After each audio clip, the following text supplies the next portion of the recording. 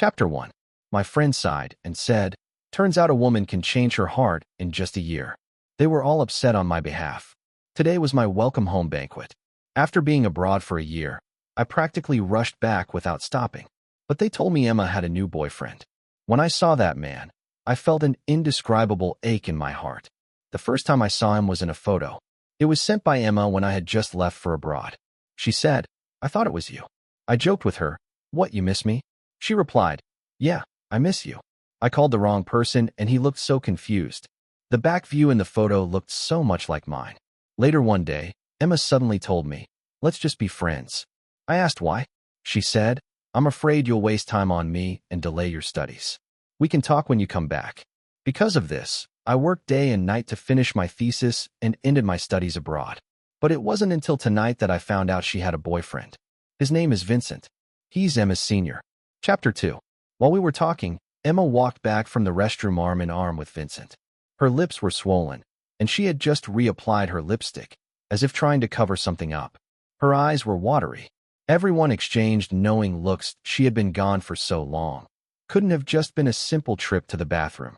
Vincent smiled lightly, saying, "Sorry, Emma's a bit soft-hearted. I had to stay with her." This scene stung my eyes, and I quickly lowered my head.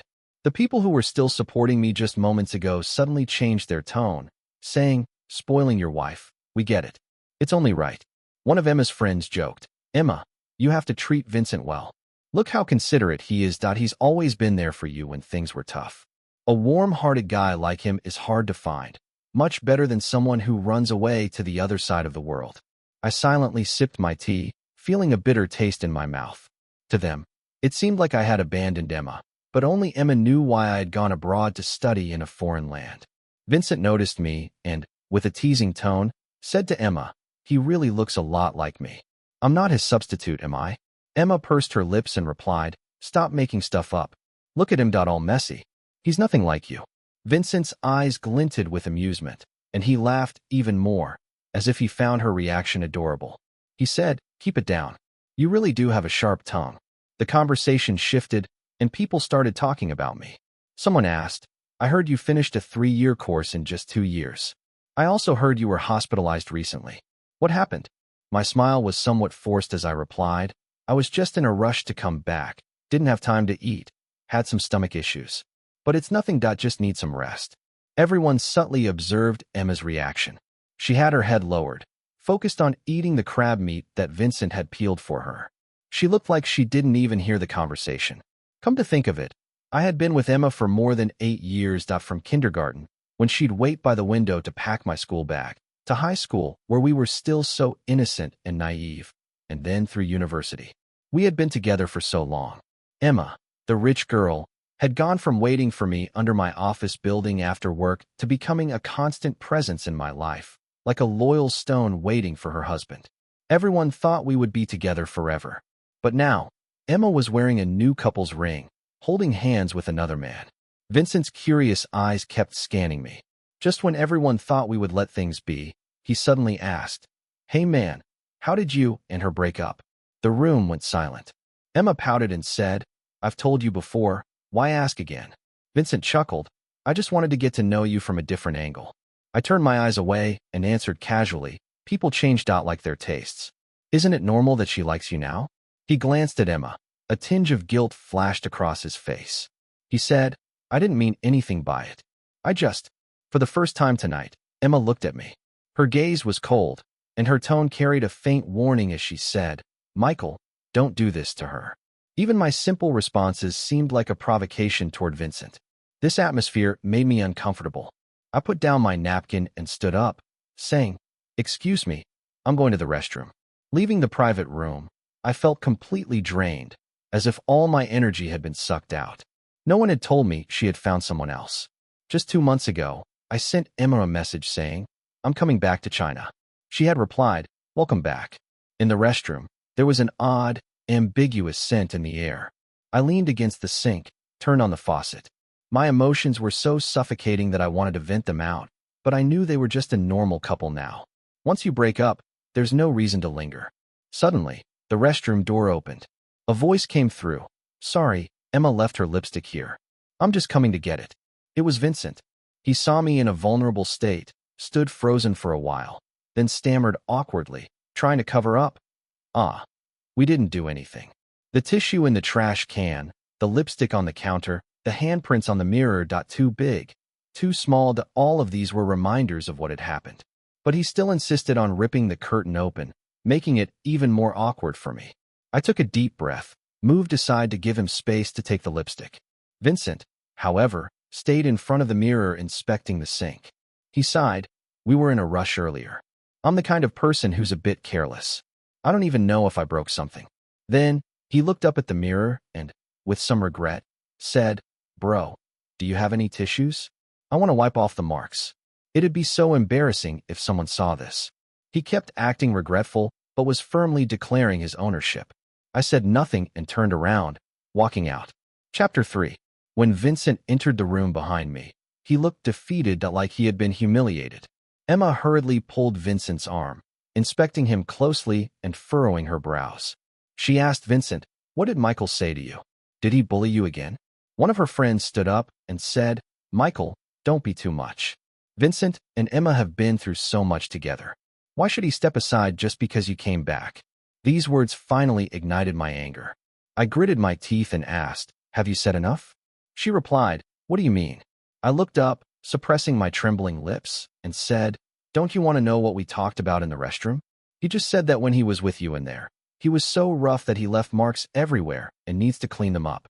Everyone in the room showed disgust on their faces. Vincent's face went pale, and he shouted, Shut up.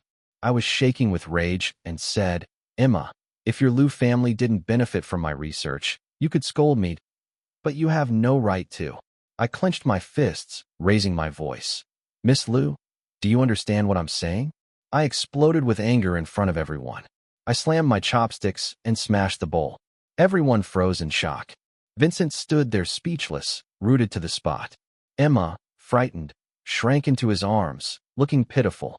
As I stormed out, one of Emma's friends shouted, Emma, good thing you didn't stay with him. His temper's gotten so bad. I walked out with a cold expression, not pausing for a second. The rainy season had passed, and the cold air had swept through the city. I stood by the roadside receiving a phone call.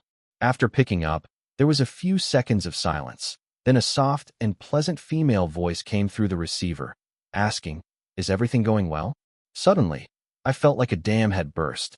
I sighed and said, Prof, I'm so sorry. During my brief time studying abroad, if I had to name one person who left the deepest impression on me, it would be my professor, Anna. She was only 30, yet already the youngest female professor at Emo Medical Center.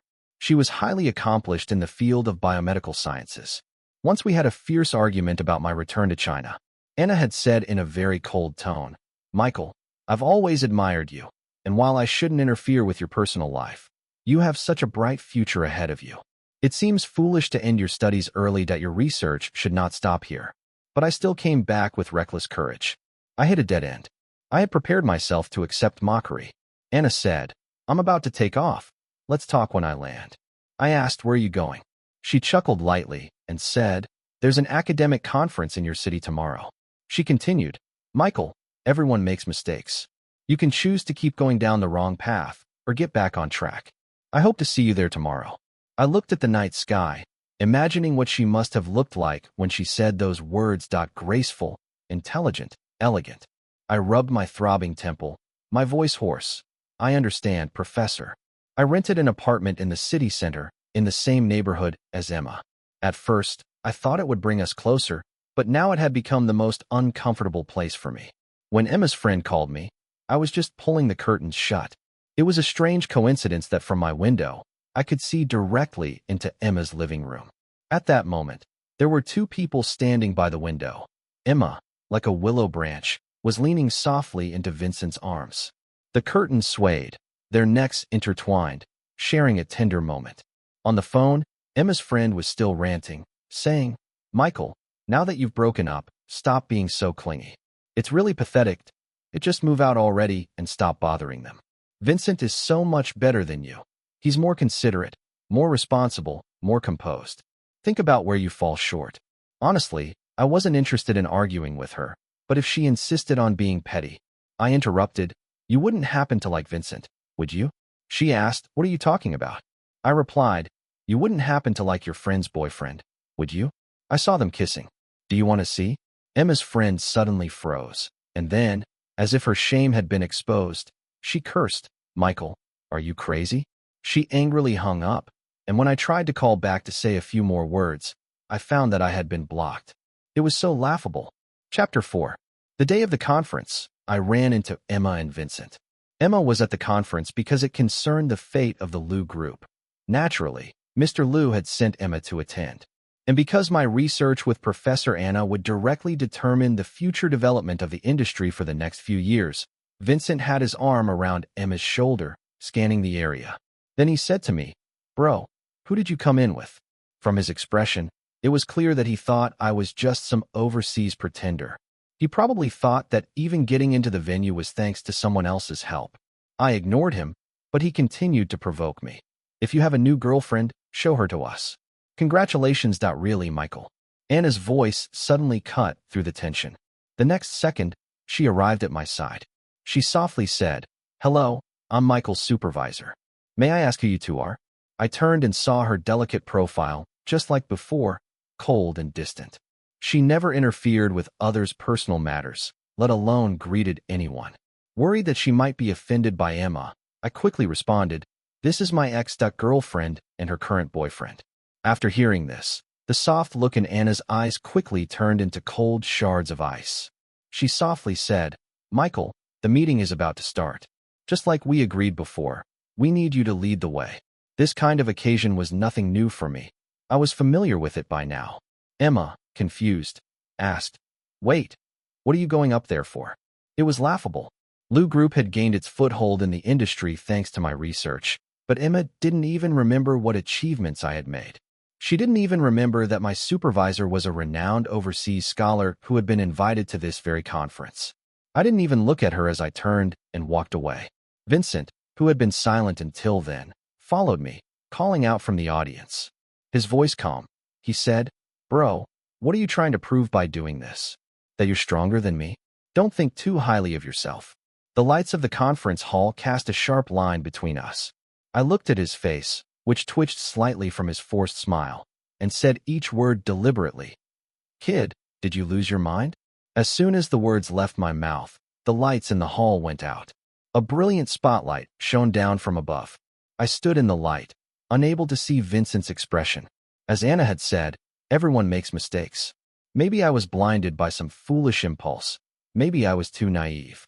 But I would never give up control again, not in my career, and certainly not in my relationships. I had started out humble, studying abroad to prove my abilities to Mr. Liu so he would approve of my marriage to Emma. I had given Liu Group my first batch of academic results, which allowed the company to rise to prominence. Yet I had become the subject of ridicule now. I would never make that mistake again. That evening, I became the most sought-after figure in the eyes of many companies. Ivy League graduate, returning medical doctor supervised by Professor Anna. That the combination of these accomplishments had me mingling and exchanging pleasantries all night. During the tea break, I stepped out of the restroom. Emma was already waiting outside. She said, "Michael, long time no see." For a moment, it felt like I had gone back in time. She was just like I remembered, standing at the airport exit, smiling as she said, "Michael, long time no see." But when the beautiful expectations were shattered by reality, only the broken pieces remained, pieces that were downright disgusting. I replied flatly, "Miss Liu, that line is a bit too late, don't you think?" Emma's face flickered with a trace of grievance. She bit her lip and said, "Last year, the Liu Group went through a crisis. The company was on the verge of bankruptcy. My father had to mortgage the house and cars. I was so scared, Michael. I wasn't ignoring you. I wanted to talk to you, but you were so busy with your so-called experiments." Listening to her sudden outburst, I mocked, "Are you blaming me?" I stiffened my face and said, "You were the one who brought up breaking up, and you were the one who said we'd talk again later. Emma, why go through all this? Is it really that hard to admit you couldn't wait?" She lowered her head, unable to meet my gaze. She said softly, "Can we get back together?" Without thinking, I slapped her across the face. Emma's head was thrown sideways, a five-fingered mark appearing on her fair cheek. I was laughing in anger and asked, "Emma, are you a slut? Are you going to die if no one loves you?" When you're in trouble, you run to a man's arms. If your dad can't be relied on, you come to me. If I'm not around, you turn to someone else. Should I get you a ghost marriage if you really want to die? Emma kept her head down. Then, out of nowhere, Vincent rushed over and pushed me. He angrily yelled, "Michael, how can you hit her? When she took sleeping pills to kill herself, where were you?" "Enough," Emma interrupted him. "Emma, don't hide this from him." Vincent roughly pulled Emma's hand away, his voice harsh. At that time, when I saw her so helpless, I was heartbroken. I felt so sorry for her. You know, right? How could you be such an irresponsible boyfriend? During that time, I was the one staying with her, taking care of her, cheering her up, and taking her out for walks. And you were overseas pretending to be important, coming back with everyone fawning over you. Do you think you're some sort of prince, so everyone has to follow your lead? I sneered. Did I cause her depression? Did she ever tell me about it? And you're really laughable. What exactly did your so-called companionship solve? What are you even worth? She's standing here today because my research saved Lu Group and helped them out of their crisis. Now Lu Group is thriving, and what do I get out of it? Vincent gritted his teeth and said, "What did you get? Don't you know what you're like tonight?" I replied, "Of course I know exactly what I'm like tonight. It's what I deserve. She's alive today, thanks to the doctors. What do I owe to you? The doctors worked tirelessly to save her, so why didn't she marry one of them?" Vincent's face turned beet red, as if he had been greatly humiliated. He shouted, "She has depression. Do you know that?" I replied impatiently, "How many times are you going to repeat that? Are you a broken record?" I said if she's sick, get her helped up, but don't come at me. In that moment, Vincent, furious and about to attack me, was stopped when Emma grabbed his arm. She said softly, "Stop it. I know in my heart who's been good to me." Those words were like a needle stabbing straight into my heart. The MO Medical Center is located at a high latitude, with snow year round, and the night temperatures often drop below freezing.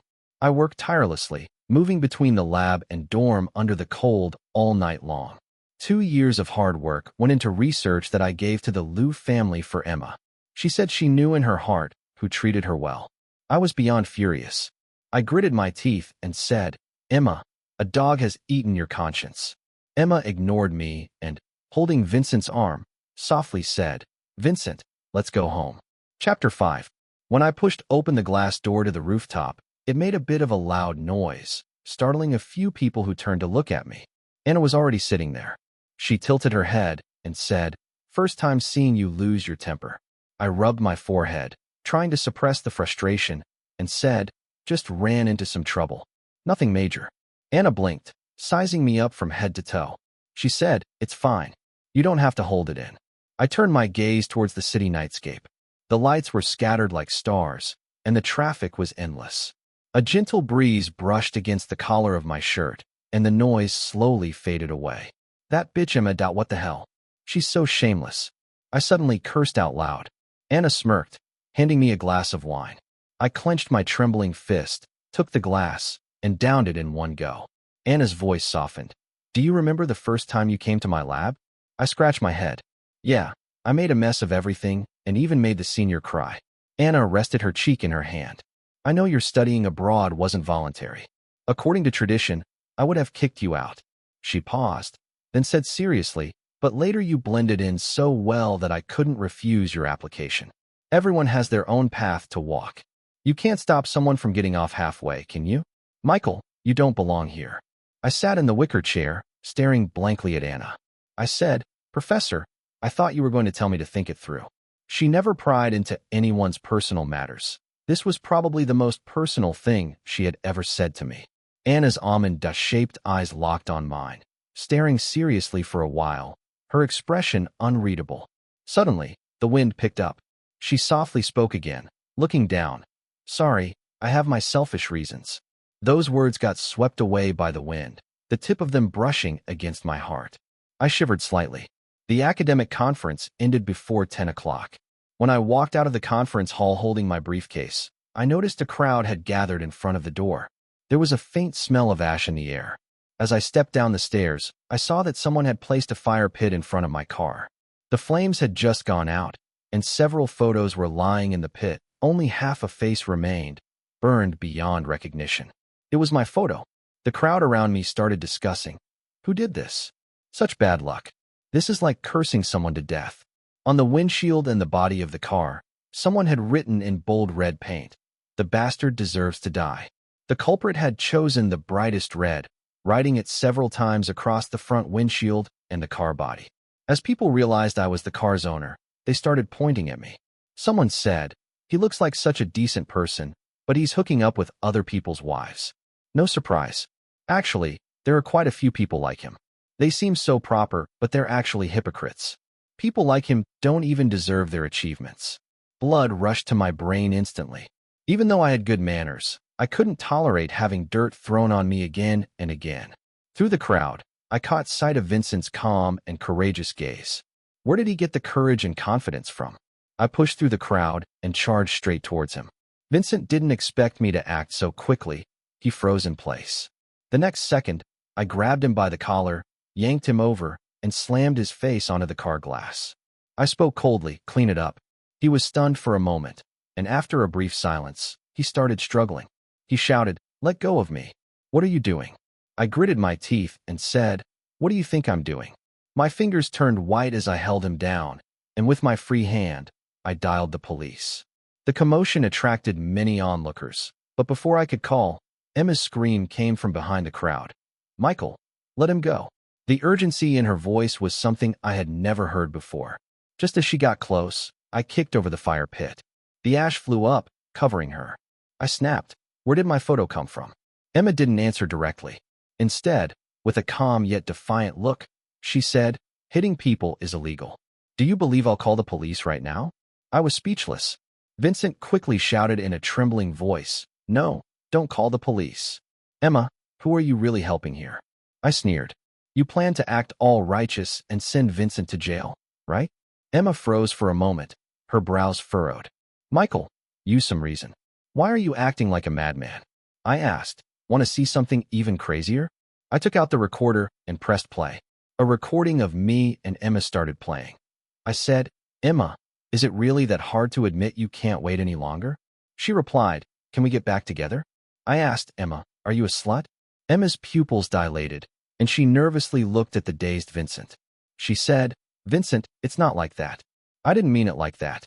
Vincent's face turned pale as he gritted his teeth and said, "You still like Michael, don't you? How do you see me? A replacement?" I held the recorder, raised it between the two of them, and played the recording. "Can we get back together? Emma, are you a slut?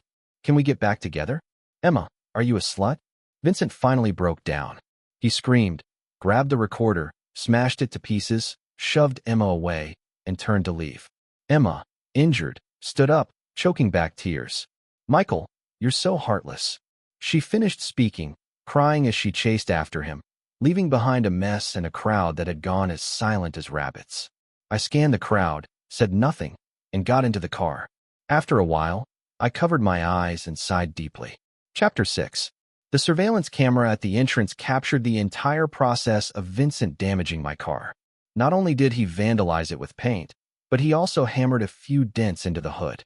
If I refused to settle, Vincent might be detained for a few days, but it would only be a few days. The compensation they offered was several times higher than expected.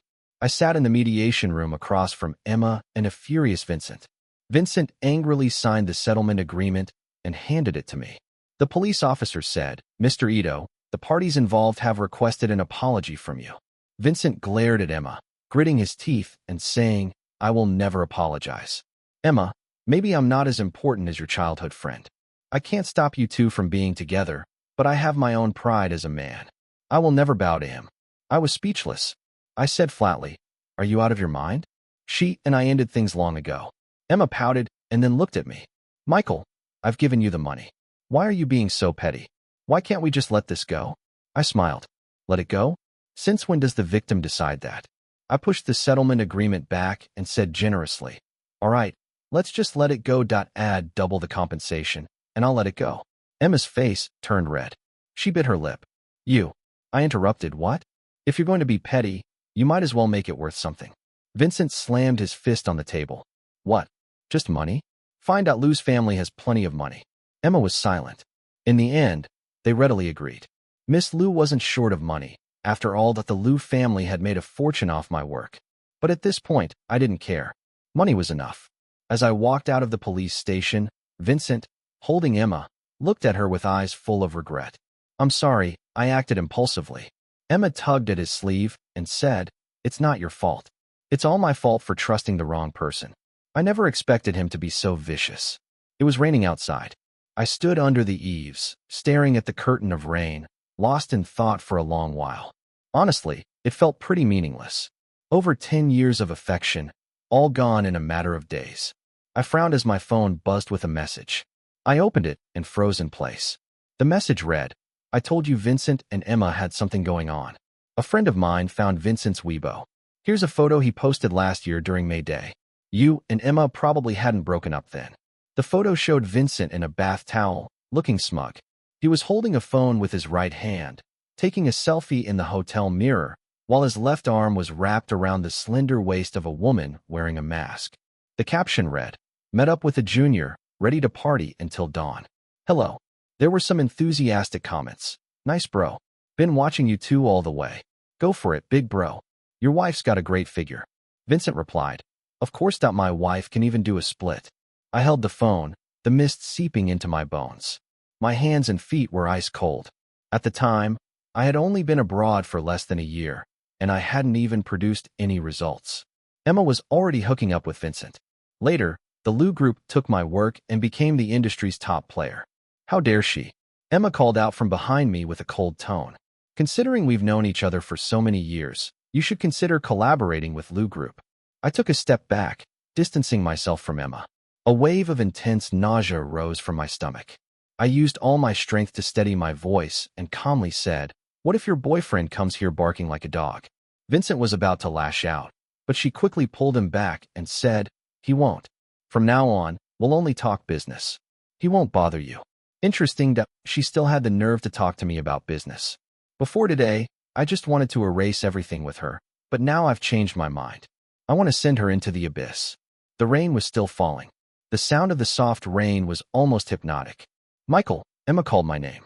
I shook my head slightly and gave a faint smile. I asked, How much credibility do you think you have with me now? Emma pressed her lips into a tight line, remaining silent for a long time. I took out a sealed bag from my pocket, containing a silver ring, and tossed it into the rain at her feet. This no longer serves a purpose for me. Back when she insisted I buy these silver rings, we were still in high school. The rings were simple. Nothing compared to the one she wore on her ring finger now. We had worn them for years, and I had planned to give her a diamond ring when I got back to propose. But as always, life doesn't follow plans. Emma's gaze locked on the couple ring, her lips turning pale. How laughable. She seemed to suddenly remember something, and a trace of guilt appeared on her face. She bit her lip and said, Michael. Brother. I replied, Don't call me that. I took a step back, standing in the rain, the water soaking through my clothes. Emma took a step forward, but stopped because Vincent was pulling her back. I smirked, Emma, stay away from me from now on. Chapter 7. When Anna and I got into the car and left, it seemed like Vincent and Emma were arguing. Vincent shoved Emma into the rain, yelling, Don't you want to collaborate with your crush? Hurry up and leave. Don't bother me anymore. You're a rich young lady, and he's a PhD returnee. What the hell am I? I'm just a broke loser. What do I deserve from you? I can only wish you two stay locked up forever. The next moment, Emma collapsed to her knees, crying uncontrollably, and clung to his legs, pleading desperately. The umbrella fell to the ground. The rain poured relentlessly outside the police station. The two of them looked like drowned rats. Anna turned to me and said, You're still looking at them even though we're so far away. Aren't you afraid of car sickness? I pulled my gaze away with a blank expression and said, Actually, I do feel a bit nauseous. She snorted and said, Driver, please speed up. It was rush hour, and the traffic was heavy. The unspoken delay stretched out our time together. Anna suddenly spoke up, I'm going back tomorrow. Thanks for the gift. I really like it. Her words stunned me. I was frozen for quite a while. To be honest, I hadn't adjusted well since coming back. I often dreamed of being back in the lab. That place felt more like home. I sighed inwardly and said, Please say hi to them for me. Anna blinked, but didn't reply. After a long silence, she called out to me, Michael. What? At that moment, our eyes met in each other's gaze. We saw the things we both held on to. Anna opened her mouth, but didn't say anything. Instead, She smiled and said, I wish you all the best. I replied, thank you. And you too. The rain outside grew heavier, washing away those unspoken feelings, and soon nothing could be seen anymore. After Anna left, I joined Lu's subsidiary company, Jingxing. For 4 years, Jingxing had been suppressed because of the technology Lu held in its hands and could never lift its head high.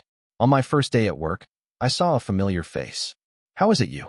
I had just entered the office when I saw someone I knew. Alicia walked over, her fingers brushing over the folds of her black knitted skirt, and the loose hair at the back of her head smelled faintly of cedarwood. Senior, long time no see. She was my junior. Outstanding grades, a wealthy family background. As the only daughter in her family, she took over her father's company after graduation. This connection made our communication smooth. Alicia poured me a cup of tea and said seriously, Senior, actually, you could consider taking an equity stake in the technology. I'll make sure you get the best return. She was sincere and offered quite a generous deal. Alicia, I said, looking at her seriously, I don't doubt your sincerity, but I won't be investing. She asked why. Alicia frowned slightly and said, don't tell me you still want to cooperate with Lu. I smiled and interrupted.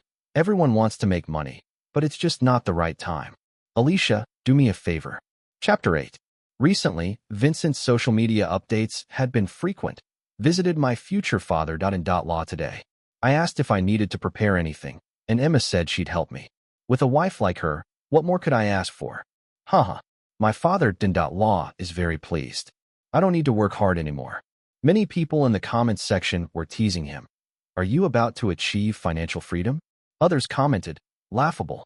Just a man living off his woman's money. Is that something to be proud of? Someone above must still be too young, didn't graduate from university. Reading thousands of books is not as good as traveling thousands of miles, and traveling is not as good as having a rich woman to support you. Another person.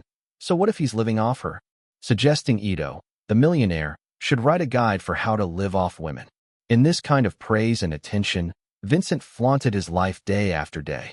Perhaps because I started working at Jingxing and didn't receive any particularly good treatment, words spread among peers. A little inquiry here, and there would reveal that I often worked late into the night. Vincent started sending me messages. He said, bro, don't work too hard. You should go out more. If you get a girlfriend and end up exhausted, you'll earn money but won't have the energy to spend it. In the end, others will be spending your money, playing with your wife, and even beating your kids. How tragic would that be? I feel so guilty. I get to drive luxury cars and live in a villa without working. So comfortable. Actually, I really have to thank you. If it weren't for your research achievements, I wouldn't be able to live this good life. I ignored him completely. This continued for more than half a year. My career was at a standstill, while Vincent, relying on the soft living method, had accumulated quite a bit now.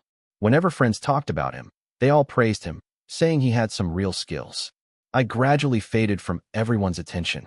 One ordinary Friday evening, Vincent's message came as expected. He said, Big bro, Emma's pregnant, and it's mine.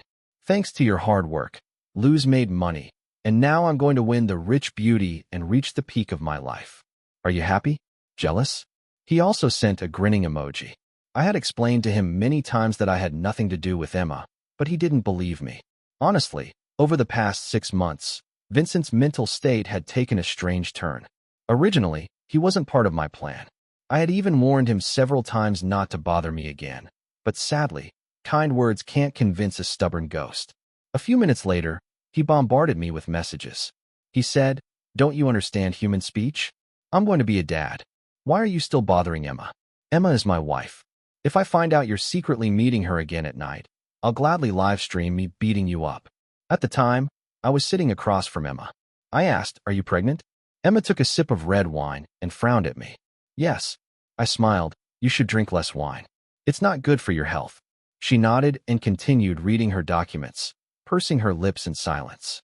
I waved over the waiter and had them switch her drink to juice. While wiping my hands, I asked, Since we broke up, where have you been? You haven't gone home. Emma didn't directly answer but instead asked, Is this all Alicia said? This proposal seems incomplete. Indeed, I had been in private contact with Emma for the past 2 months because Jingxing was growing rapidly. Next month's bid made it Lu's strongest competitor. At a time when Lou's father was in a state of panic, I threw him an olive branch, saying, "Uncle, Jingxing can't offer me much, and as you know, I have feelings for Emma. For this reason, I'd prefer to cooperate with you." He understood immediately and had Emma reach out to me for negotiations. I had known Emma for over 10 years, and playing the emotional card was easy for me. Our feelings reignited quickly. Every week, we met at a private members-only restaurant. I provided her with some intelligence to help Luz deal with Alicia, but that was all. I had no intention of meddling in other people's relationships, nor would I ever let her stay out all night. Emma had complained more than once. She pouted and said, "If I had known this, you should have just cooperated directly with Luz. Why make things so complicated?" I massaged my aching temples and said, "If I gave you the full proposal, Jingxing would have sent me to prison." As I spoke, I absent-mindedly adjusted my handbag. "I'll be right back. You should hurry and read through it." Chapter 9. As soon as I finished speaking, the door was suddenly slammed open. Vincent, leading a few burly men, rushed in. Without hesitation, he gritted his teeth and said, "It's him." He held up his phone, gritting his teeth, seemingly ready to tear me apart. It had been a long time since I last saw Vincent. He had lost a lot of weight and didn't look as suave or pleased as he did on camera. His eye sockets were sunken, and his cheeks were noticeably hollow. He looked visibly worn out. Before I could say anything, I was surrounded by the burly men. They began shouting, "Shameless! You dare touch my brother's woman? Are you tired of living?" Fortunately, I had chosen this place, and the security was top-notch. After a brief scuffle, the security guards had them under control. During the struggle, I scraped my skin a little. Vincent cursed loudly, "Come see this. Is there no law left? My wife's pregnant, and they're messing around here." I wiped the blood off my hands and looked at Emma. She had been curled up on the couch the whole time, silent, like most women caught in an affair. It was as though it was only a man's battlefield, and the fire would never reach her. I rolled up my sleeves and walked over, slapping Emma hard across the face. The slap rang out in the room, and the whole place went dead silent. Emma froze, covering her face, staring at me in disbelief. I frowned and said coldly, "What are you looking at? If you want to keep the cooperation going, don't let this idiot pull this cheating drama again, or we'll all be done for." Vincent was still angrily shouting. He gritted his teeth and said, "If you have the guts, let me go and let's settle this one-on-one. I'll beat you to death, you bastard." It's almost laughable. When I was younger, I couldn't understand Emma. I just thought of her as a high and mighty goddess. I was happy to be her dog. Who would have thought that in just a few months, I'd see her for who she really was, selfish and self-centered, with no one but herself in her eyes. Seeing that she didn't move, I smiled casually and said, "Emma, don't forget this is commercial crime. If we get caught, we'll end up in jail." Vincent was impulsive and hot-headed. He didn't care about that at all. All he knew was that if I was in the same room with Emma, things would flare up again like a wild beast. Once he broke free from the security guards, he picked up a stick and smashed the TV in the room. But Emma, who had almost fallen into the abyss herself, did care. Her glamorous life couldn't end like this. For the next few minutes, I became a passive observer. Emma slowly walked over, and in the next second, she slapped Vincent hard across the face. Vincent stared at her, eyes wide in disbelief. His anger evaporated in an instant, replaced by disappointment and confusion. He hoarsely said, "Emma, what's going on?" A trace of regret flashed in Emma's eyes as she bit her lip and said, "Sorry, Vincent. Vincent's face turned pale. He looked at her deeply before turning around and leaving with his men, not looking back. Emma turned her back to me, her figure desolate. After a long pause, she said, "Michael, I'm already pregnant with his child. This is the last time. After this, let's never see each other again." I picked up my briefcase and couldn't help but laugh sarcastically. Pregnant with his child? Don't make me laugh. She doesn't even know whose child it is. Every time we wrapped up early, she'd go with her girlfriends to places where everything was kept under wraps, returning home only late at night. When Vincent found out, she tried to shift the blame onto me, hoping I'd take the fall. In her dreams, I picked up my coat and brushed past Emma. I whispered, "Emma, you better start accumulating some good karma, build some virtue. Otherwise, after you die, not even hell will have room for you." Chapter 10. Half a month later, the bidding began. However, Emma caused a scandal. Vincent, as an influential blogger, came back after disappearing for half a month and directly exposed Emma, revealing the so-called affair between her and me. The online backlash was overwhelming, and I wasn't spared either. Alicia said over the phone, "Senior, have you ever thought that this could ruin your reputation?" I looked at the photo Anna had sent me. She was standing in front of a snow-covered mountain, gazing at the sunrise. Her almond-shaped eyes were calm and gentle. I suddenly missed her a little. The paper calendar on my desk turned to a new page. I marked it with a check and then said, "No, I just hope that when Venus becomes the leader of the industry, the promises made to me will be fulfilled." Alicia responded, "Of course." Despite all the rumors about Emma and me, Alicia continued to believe in me. She said, "Maybe you should consider staying here." I replied, "If the opportunity arises, I will." In just a few days, public opinion had fermented rapidly. Even at work, people were pointing at me. I often found myself staring at the 19th floor of the office building across the street. That was where Emma worked. One day, she finally saw me. She waved at me, and soon she called me. She said, "Vincent has been controlled by my father. It's time to release the clarification statement. As long as you provide an alibi that we weren't together, I will be cleared." I laughed. Why didn't she post it herself? Because she wasn't innocent, that she just wasn't with me. I sat at my desk lazily, crossing my legs, the sunlight warming me. I replied, "Emma, I don't want to post it." Her voice tightened. "Why?" I answered, "Because I love you, don't I?" My tone was mocking. Michael is so foolish. Even after being betrayed once, he still wants to stay with Emma and act like a servant. These were the exact words she said last week while talking on the phone with her friend, and I overheard it by accident. Emma wasn't exactly smart either. She was willing to believe that all men were controlled by their lower bodies, like simps. That mindset was itself quite foolish. Emma's side went silent for a moment. Then she said, "Michael, what do you want? If you help me, I can marry you." Her response amused me. I laughed and said, "What are you thinking? Have you forgotten you're pregnant with someone else's child?" She started to panic. "Michael, please don't say that. You know I'm innocent." "No, I don't." I stood up and gently tapped the window. "Emma, handle your own business." I hung up the phone and saw her glaring at me through the floored-to-ceiling window. I knew she was about to explode. When someone wants to vent their anger but has nowhere to do it, they're not far from losing their mind. This scandal caused huge losses to Lou Group and made Emma lose face. I refused to testify, and Alicia called the police, accusing Emma of conspiring with me to steal business secrets. In front of the police, Emma honestly admitted that she had been going out at night with her girlfriends to corrupt officials' clubs and the private homes of rich second-generation officials. I was next door and overheard the whole scene. This time, Vincent completely broke down. He slammed the medical report onto Emma's face and yelled, "Emma, you're something. You really have no shame. Don't you know who your father is? And you call yourself a young lady? I think you're just a..." It wasn't one person, but several, all on the same day. The entertainment circle really is messy. I tried to zone out, staring vacantly, suppressing my desire to laugh. The police officer slapped the table, his face stern. "What's going on? Focus." I said, "I didn't do it." The officer asked, "Then why does she have your company's documents?" I replied, "I'm not sure about that." Soon, they found the footage of the day I secretly met with Emma. While I went to the bathroom, Emma opened my briefcase, opened my laptop, and inserted a USB drive. It was her who, through illegal means, obtained the business secrets. I had nothing to do with it.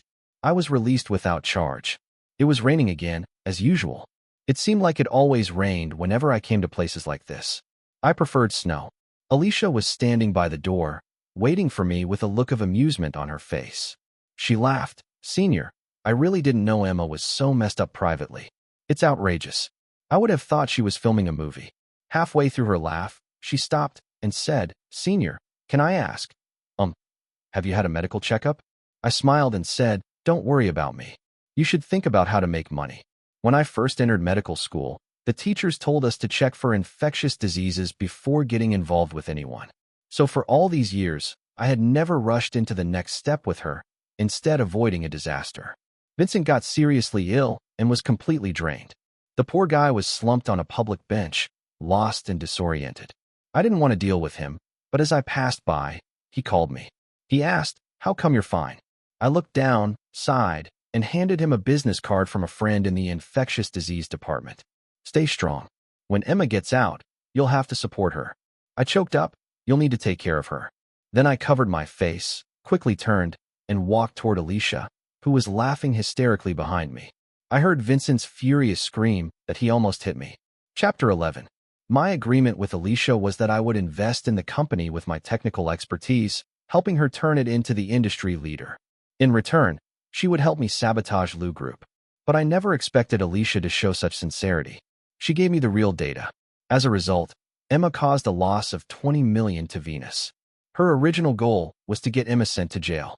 Commercial crimes, coupled with years of chaotic power and sex transactions, led to Emma's conviction. As they say, when the wall falls, everyone pushes. After I went abroad, the news about Emma's affair with Vincent was leaked online by someone with ulterior motives. Medics were furious and said, Vincent is the real jerk. Jerk and cheap woman that they deserve to get sick. Good thing Michael is clever. If it were an ordinary person, they'd only swallow the bitterness. It had been a year since I learned the truth, and everything was finally settled. I booked a plane ticket and was ready to leave. Before I left, I went to visit Emma, a woman who had lost everything and was suffering from an incurable disease. Such a tragedy. She no longer had the radiant beauty she once had. She looked fragile, as if a gust of wind could knock her over. Her voice hoarse, she asked, Are you satisfied, Michael? I never thought you'd be so heartless. I just didn't wait for you as we agreed, and now you're going to ruin me. She must have thought that her affair and playing with a simp's feelings wasn't worth death.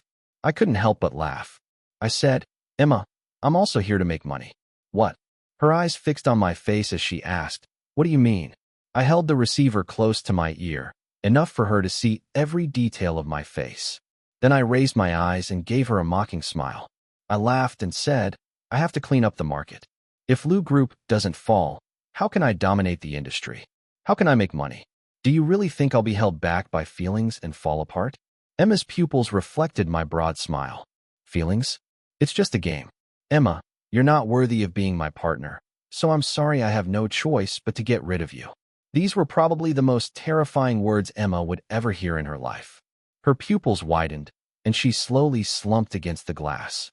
After a brief silence, she suddenly started banging on the glass and screaming like a mad woman, as if she wanted to tear me apart. I gently hung up the receiver, stood up gracefully, and left. From that day on, I became one of the largest shareholders of Venus. In the coming years, I would personally go to the U.S. to build a bridge for domestic and international technical communication. In front of me was a vast blue ocean that the rotten fish and shrimp were bound to stay on the shore, heading toward their inevitable end. On the day I was about to leave, Alicia was at the airport pulling my suitcase. Senior, actually, I really like you, she said. She was proactive, always straightforward, and after I rejected her countless times, she still persevered. I smiled and asked, love or money? Pick one. She snorted and said, of course money. She answered without hesitation. After saying that, we both laughed. I grabbed the suitcase and said, all right. Thanks for liking me, but I really have to catch my flight. Alicia stared at me seriously for a while, then suddenly stepped forward and wrapped her arms around my waist. She whispered, Michael, have a safe trip. I nodded and said, looking forward to our next meeting. Then she let go of me and playfully pushed me away, not allowing me to look back at her. A year later, standing in front of the MO Medical Center, I felt like I had gone back a few years. The first time I stood here, filled with longing for Emma and my hometown. Nothing had changed but the busy classmates, the casually made snowman, and the vast snow that covered plains that stretched for miles with no one in sight. It was snowing again in this foreign land at a high latitude. Spring seemed forever out of reach, but it was also here that I found my ideal. In the collision of human thought, I saw the light of science and the hope for the continuation of human civilization. I rubbed my red, frozen cheeks and was just about to get closer when the large doors slowly opened. A tall, cold figure stood at the entrance. Her almond-shaped eyes broke into a gentle smile. In that moment, spring seemed within reach. Anna stretched out her hand and smiled at me. Michael, welcome home.